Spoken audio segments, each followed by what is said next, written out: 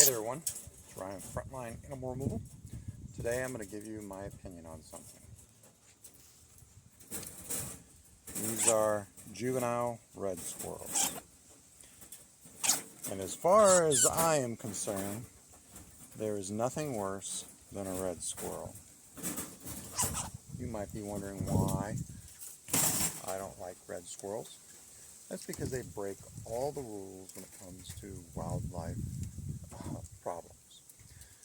Your typical squirrel, your fox, your gray, your flying squirrel, they usually enter homes up high.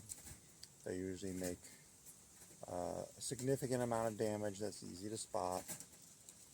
Reds aren't like that. Reds will follow a downspout drain or a floor drain for a garage, or they'll go through the foundation down low to get in, and then they crawl up through the walls to get into the attic.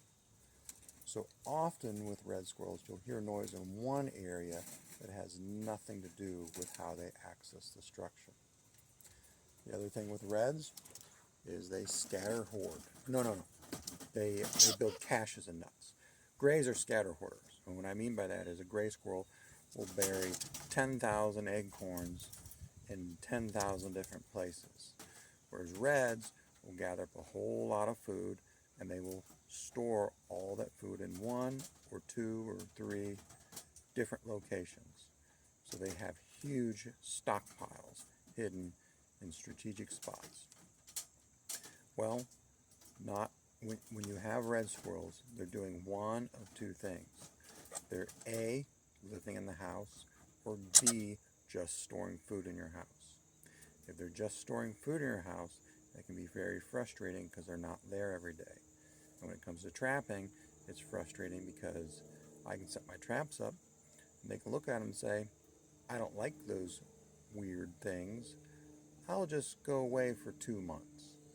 And then they go away, you close the house up, and then a couple months comes by, and those red squirrels are like, I want to get into my stash of food in that place. Let's make a new hole. Whereas if they're living there, they're going in and out. It's a little easier to catch. But if they're just storing food, they can be very problematic to catch. And then the other thing is they're not big chewers and they're not big damagers. So they will take advantage of little gaps, cracks, and crevices that you don't even think about as to how to access the structure. Fortunately, at this house, the access points were easy to find. They just happened to have about 5 or 6 of those access points. Now, these little guys are juveniles. They're about 3/4 of the way grown. Now, the one thing with a red squirrel that I will admit is they have very nice color patterns. Now, these guys are a little more brown, but you can see their tails and their paws are orange. Sometimes they're very red colored. So they're a good looking squirrel. That's the only thing good I can say about them, is they are just trouble. They give me more trouble than about any other squirrel out there.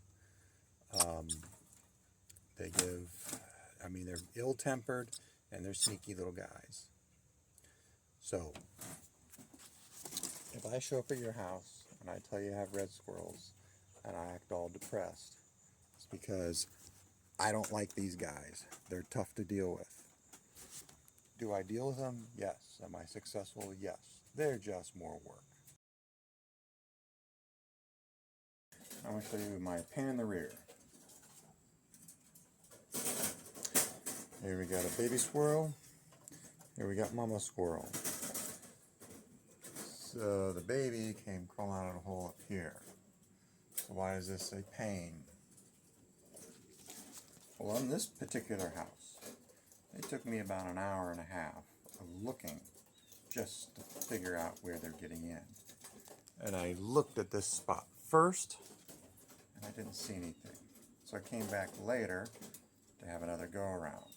And instead of looking with my eyeballs, I felt with my hands. And I felt the opening in the structure. And then I was able to get trap set. And I got 2 troublemakers here. You cannot see the hole because the hole is actually up and around the corner. But we have a weird transition from this little porch roof to this roof line here, and it just made it very difficult. So hopefully we're on the right track since we got a couple of squirrelies.